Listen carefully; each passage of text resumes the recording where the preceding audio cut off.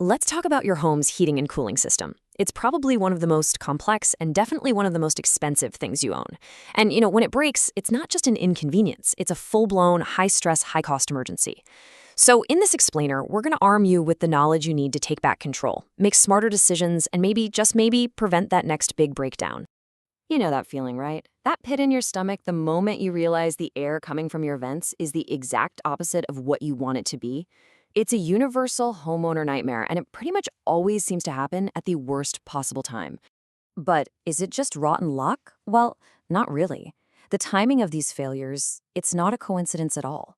When the weather is at its most brutal, your system is working its absolute hardest. That's exactly when all those little hidden weaknesses get exposed, and a minor problem can suddenly cascade into a total shutdown. Right, so what exactly is causing all this stress? Your HVAC system is basically in a constant battle with the outside world, and believe me, that battle really takes a toll. I mean, think about a climate like Havertown, Pennsylvania. You've got summers that can hit 90 degrees with just soul-crushing humidity, and then winters that drop way below freezing. That constant swing from one extreme to the other puts an incredible amount of stress on every single part of your system, from the tiny electrical connections all the way to the heat exchanger itself. This is really the main driver of wear and tear. When your system breaks down, it just feels like chaos, right? But the funny thing is, the causes are often surprisingly predictable. So let's take a look at the usual suspects. Most of the time, the problem is going to fall into one of these 8 categories. Now, I want you to look at the very top of that list. A dirty air filter. That's fantastic news, because it's also the one thing you can easily fix yourself. And even with the more complex stuff, like a failing capacitor, just knowing this list means you're already way ahead of the game. You can often spot a problem long before it turns into a disaster. Okay, let's play doctor with a classic symptom. You hear your furnace kick on, it runs for maybe a minute or two, not nearly long enough to heat anything, and then it shuts off, only to do the exact same thing a few moments later. This is called short cycling, and it's a major red flag that something's not right.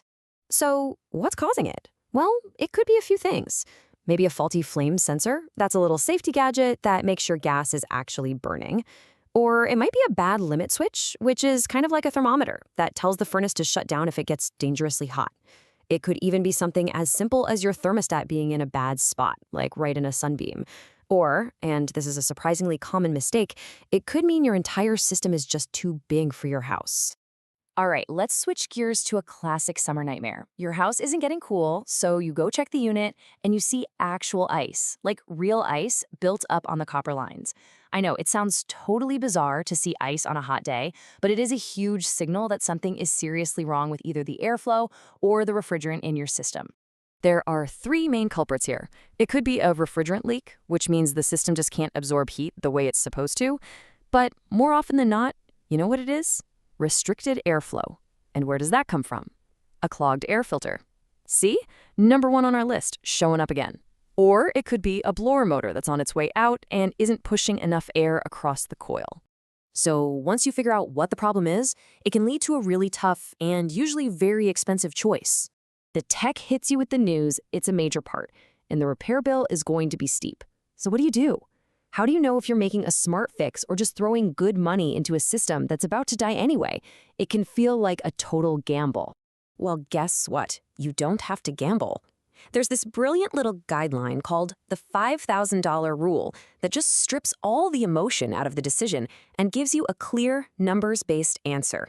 It's designed specifically to stop you from sinking cash into a unit that's already on its last legs. And the math here is super simple.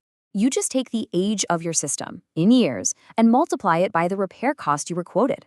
If that number comes out to more than $5,000, then replacement is probably the smarter financial move. So for example, a $500 repair on a 12-year-old system, that gets you to $6,000. According to the rule, it's time to start shopping for a new unit. Okay, so whether the rule points you to a repair or a full replacement, you're going to need a professional. But, and this is a huge but, not all technicians are created equal. Picking the right one is absolutely everything. A true professional is going to insist on doing something called a manual J load calculation. Sounds super technical, right? All it means is they do the actual math to figure out the perfect size system for your house. They don't just guess based on square footage. They'll also give you clear, itemized quotes, be fully licensed and insured, and use real diagnostic tools, not just guesswork. You should be really wary of anyone who does the opposite. And seriously, don't ever be afraid to ask for proof. A reputable contractor will be proud to show you their state license number, their EPA certification for handling refrigerant, and proof of their insurance. These aren't just pieces of paper. They're your protection. And they make sure the work is done safely and correctly. All right. Phew. That was a lot. So let's wrap up with a couple of incredibly simple but really powerful rules you can use to keep your system healthier for longer. First up, the 3-minute rule. This one is so easy. If you turn your AC off or the power flickers, just wait at least 3 full minutes before turning it back on. That simple pause allows the pressure inside the system to balance out, and it protects the compressor, which is the heart of your AC and the most expensive part from getting destroyed. And next, we have the 2-foot rule. Simple. Your outdoor unit needs to breathe. It works by pushing heat into the air around it. You've got to make sure there are at least 2 feet of clear space all around that thing. Bushes, fences, a pile of junk, anything that blocks the airflow forces it to work way harder and wear out much faster. So what's the big prize for doing all this stuff? Well, a system that's sized right from the start and gets regular maintenance, you're actually changing those filters and keeping things clear outside, that system should give you a good 15 to 20 years of service. Now, furnaces can sometimes go a bit longer, while heat pumps might be on the shorter end of that scale since they run all year. This is the lifespan your good habits are protecting. So, I want to leave you with this one question. Now that you know what causes the most common problems, how to make those big financial calls, and a few simple rules for maintenance, what's one simple thing you can do this week? So what's it going to be? Are you going to go check that air filter right now? Or maybe take 5 minutes this weekend to clear out those bushes? Taking that first small step is the absolute key to taking control.